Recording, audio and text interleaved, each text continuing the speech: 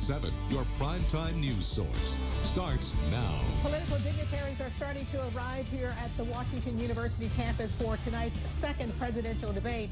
The issues they want to hear the candidates talk about. Candidates continue to dominate the discussion in this presidential campaign. What is being said before tonight's debate here at Washington University? We'll take you inside the media file. Reporters will be as the debate nears. Demonstrators with strong opinions on both to face in the public expression zone on the campus of Washington University. A picture-perfect fall day, high clouds, easy to take temperatures. As we start the work week, though, those clouds will be on the increase. From Washington University in St. Louis, News 11 presents the 2016 presidential debate. Yeah, the stage is set at Washington University. In just about an hour now, Hillary Clinton and Donald Trump will meet for their second presidential debate. We were the only local TV station with a news crew at Lambert as both candidates arrived in St. Louis today. And Clinton landed just after noon and decided to skip her walkthrough at Wash U. Donald Trump arrived about 45 minutes later. On board his plane, his children, wife, advisors, and Rudy Giuliani. And good evening to you. Thank you for joining us for this special presidential debate edition of News 11 at 11. We have special team coverage leading up to tonight's showdown right here in St. Louis. Shirley Washington is anchoring our coverage at Washington University. There's Betsy Bruce. She's in the Spin Alley. Jeff Bernthal's at the Media Filing Center near the debate hall. And Jaron Jordan outside in the free speech zone with demonstrators. We begin tonight with Shirley. Political dignitaries are starting to arrive to watch what is sure to be an exciting presidential debate. Let's take a look at the video and I can show you some of the people who are starting to file into debate hall. Members like of the Carnahan family, Blackman and others. Now, I spoke with Governor Nixon and the Chancellor of Washington University about what they think the candidates need to do to impact undecided voters, especially students who will be casting their ballots for the first time in this year's presidential election. I think they need to talk about their specific plans for the future, and they need to do so in a calm, direct tone that Missourians can understand. This histrionics and screaming and other things like that are not going to turn Missourians' focus on what the real issues are. Thousands of people have been registered to vote by our Gephardt Institute for Civic and Community Engagement. It's a big part of what we're doing, and we are encouraging our students to become involved in the issues and to prepare themselves for leadership. Donald Trump arrived at the debate hall around 2:30 this afternoon. His senior communications advisor tweeted this picture of the candidate on stage getting used to his surroundings. Now, Hillary Clinton chose not to do a walkthrough in the debate hall. Here is an inside look at the debate hall. All of the finishing touches are prepared and ready for tonight's candidates to face off. Now, the first set of questions in tonight's presidential debate will be sources say the moderators, CNN's Anderson Cooper and ABC's Martha Raddatz, have adjusted. And here is more about what we can expect at the debate tonight. Approximately half of the questions will come from town hall participants and the other half will come from social media. The questions will be chosen at the discretion of the moderators. Both candidates will each have 2 minutes to answer a question, followed by an additional 90 seconds of discussion. Now, both candidates will walk out at the same time. Trump will be introduced first, and Clinton will get the first question. Fox 2's Betsy Bruce is standing by live now in Spin Alley with a look at what's happening there. Betsy. Well, Shirley, welcome to Spin Alley. This is an area where there's a great deal of media and the surrogates speaking for the candidates. And of course, that's where its nickname comes from, spin. Each partisan is going to spin the story that the candidate wants to be heard tonight, whether it is considered to be a victory in the debate, whether the other person lost. Those are the kinds of messages that we're going to hear after the debate. Now, ahead of time, we found a lot of Democrats willing to talk, but not quite quite so many Republicans. When we finally did reach a Republican who is represented in Missouri, he still seemed very confident about his candidate's opportunity here in this state. He is leading, according to the latest poll, which was done late in September, by at least 10 points over Secretary Clinton here in Missouri. The Democrats feel that she has a message that will resonate and that she intends to speak a bit tonight about the negatives brought on Friday by that most recent release of an audio and video tape in which Mr. Trump is very disparaging of women. Now, we understand that just a few moments ago, he concluded a Facebook Live program with two women who feel that they were sexually assaulted by Bill Clinton. So clearly, this issue is not going to go away, and we will probably hear some of it on the debate floor tonight. Live here for News 11, Betsy Bruce. And media from around the world are here covering tonight's second presidential debate. News 11's Jeff Bernthal joins us live now from the Media Filing Center with more on what's happening there. And Jeff, this debate is getting a lot of attention on the international stage. It is, Shirley. A lot of buzz, especially with that Trump Facebook video that he just put out. You can see the Media Filing Center here. Just in this room alone, the university expects nearly 1,000 members of the media to congregate. This facility was built with room for multiple gyms, but before they could move any equipment here, they had to host this debate first. And so they are using this facility to host media from around the world. And again, about 1,000 members of the media in this room. And then when you add up all the media on campus today, the total is expected to be near 3,000. And that includes members of the Washington University Student Television Station. It's one thing to run a TV show on campus and kind of ragtag group together, but it's another when you're doing it in the room with the world's media and the people you get to meet, the people you can learn from. Being able to stand with someone who is an Emmy award-winning director and have them explain to you how they do approach coverage and give you tips, both career advice, practical. It's an unprecedented opportunity for learning, for networking, and it's just a ton of fun. And we'll be here through the night, bringing you coverage tonight on Fox 2. A lot of people here could get really, really nasty, so we'll see what happens. Reporting live from Washington University, Jeff Bernthal, News 11.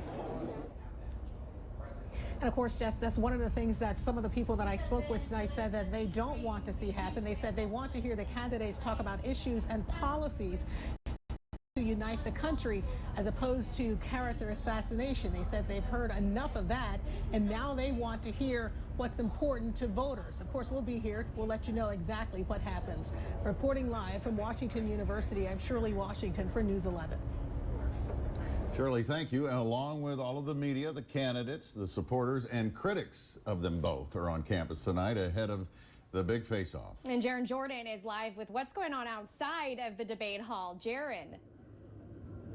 That's right across the street from the debate hall. Actually, this is the public expression zone. This is where organizers hope that that demonstrators on both sides of the aisle can actually meet face to face in a safe zone to voice.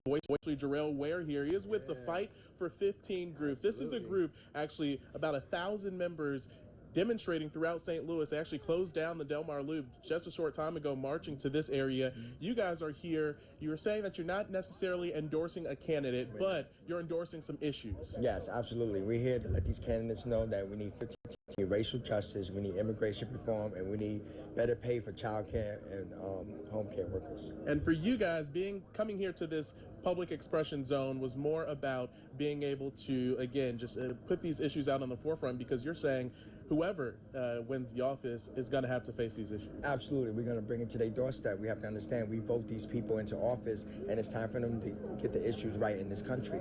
It's ridiculous. These billion-dollar companies are getting over on low-wage workers. It's time for low-wage workers to be respected and get a living wage. If we work a full-time job, we should be able to go home and take care of our families. And finally, the last question I have for you, obviously it looks like it's thinning out pretty much here, but it wasn't like this for most of the afternoon. The purpose of this public expression zone, to be able to voice opinions in a safe space, how has that been successful with this crazy type of campaign? At least here, everybody disagree in a sense. Well, absolutely. You know, we started with 200 workers in New York. And now we're in 40 countries. We're over in 300 cities and 6 continents. So it's just a widespread thing. We're trying to have it as a domino effect. New York got 15 miles an hour, California, Seattle. And this is going to continue to be a domino effect because it's the right thing to do. It's time for these candidates who, like I said before, who we vote in office, it's time for them to do their job. It's time for them to handle these issues, give us $15 union rights for the 64 million people that don't have it, and immigration reform, racial justice, and child care, home care workers need a better pay. Thank you very much for joining us live. Just one of the many viewpoints that we heard here in the public expression zone. Again, we have a lot of Trump supporters here, a lot of Hillary Clinton supporters, a lot of independent supporters as well, all coming here again to have a safe space to voice their opinions, whatever side of the aisle they may be on. This expression zone will be open throughout the night as that debate really getting started really within the hour here on the campus of Washington University. Reporting live tonight, I'm Jaron Jordan, News 11.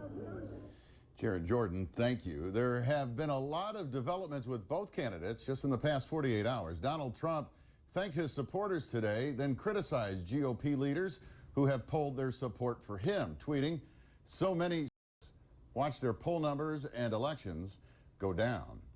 The Trump and Clinton camps have been playing the spin game all day long. News 11's John Brown talked with our political analysts Hancock and Kelly for a little perspective heading into the debate tonight.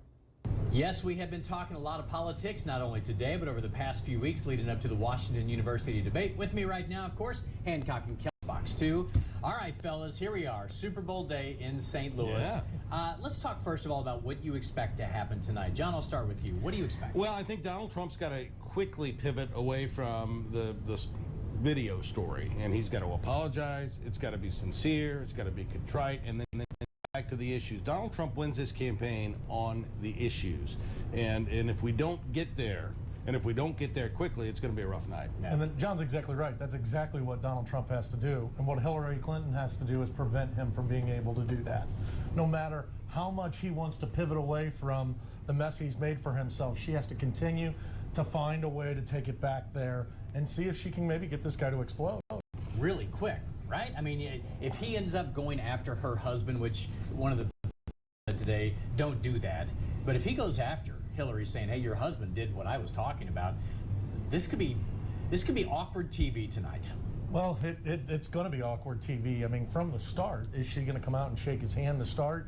How's Donald Trump going to handle this? The first question's actually going to Hillary Clinton. So does she take the first saber right to Donald Trump, or does she allow it to linger so that the question has to be answered directly by him? And she could be on defense from the beginning. You know, there's all this WikiLeaks stuff out there, and she could get zinged with that right out of the gate, and that might change the whole face of this thing. That is the kind of where the conversation went later on this afternoon, was the Wall Street emails, the things she had said, saying that she was for open borders, which goes against what she's been telling her supporters. So if I'm advising Donald Trump, you go after that, don't you? You have to get there, but you have to use that as a pivot point to talk about trade. And Trump, you know, he's going to have to get to the issue content in this campaign, because that's where he can win. It will also be interesting to see how well prepared Hillary Clinton is, even with this wrinkle. She did a very nice job of luring Donald Trump into traps in the last debate to get him to say things that he maybe wasn't prepared to be able to answer. So if she's able to continue to lure Donald Trump into traps, we could be in for an exciting night. So we have a lot to talk about tonight. You're going to see the debate live, and then these guys are going to be on KMOX tonight. I'm going to join them. Come on in. They're going to join us on Fox 2 to have post-debate analysis. We have a lot to talk about, so we'll see you guys back here later on. I'm John Brown, News 11. And breaking news now regarding that Donald Trump recording. Billy Bush has been suspended from the Today Show pending further review. A network spokeswoman says that on Monday's show, it is unclear if he will ever be back on the Today Show. The announcement comes after calls for disciplinary action against Bush regarding the live conversation with Donald Trump. And Donald Trump posed for pictures this afternoon while touring the debate hall. This photo, tweeted out by Washington University, of the Trump with the chancellor holding up a Wash U sweatshirt. You can keep up with the debate as it's happening with the KPLR 11 News app. You can watch the debate there live and let us know who you think won the debate with the poll on our app. Again, the debate starts at 8 o'clock tonight, about 45 minutes from now. You can watch it live on Fox 2. And then after the debate, our special post-debate late editions of Fox 2 News at 9 and 10. See who won the debate according to social media. Plus, we'll have analysis from Hancock and Kelly. That's tonight on Fox 2 after the debate. And much more live debate coverage coming up when your primetime source for news continues. If students at Wash U are gearing up for this historic night. This is the place to be tonight for Washington University students. We're going to take you live for a huge crowd has gathered to watch the debate. In University City overnight Saturday, many residents woke up to this. Windows that appear to be shot out, many shattered.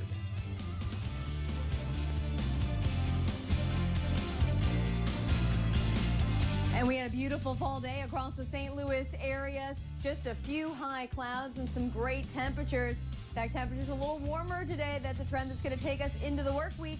How warm will we get?